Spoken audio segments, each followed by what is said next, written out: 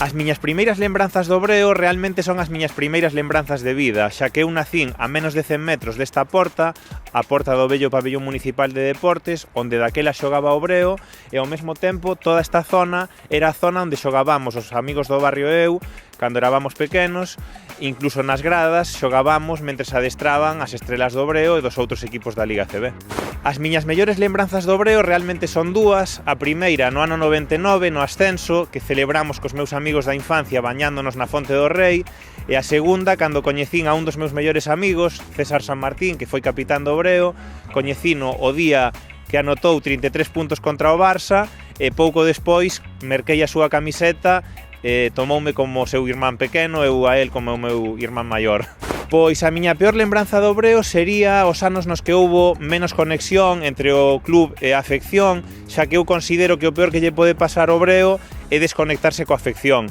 Non valoro tanto os resultados deportivos como esa parte da conexión entre o club e a cidade. Pois o Breo para min significa moitísimo, é unha das palabras da miña vida, incluso diría das 5 palabras: Lugo, Galicia, Argentina, Breogán. Son palabras que, se me poñen un pouco de música, igual me pode facer chorar ou poñerme os pelos de punta, porque a verdade é que é algo que levo no corazón. Pois o Breo do futuro agardo que siga sendo e sexa cada vez máis un motor social na cidade, e sobre todo que se aposte máis e máis pola canteira, xa que eu son admirador de clubes como Juventud en baloncesto ou Atleti de Bilbao en fútbol, e de feito cada vez que xoga un xogador de Lugo no Breo, merco a camiseta porque me parece algo moi importante, non, para a cidade e para o club.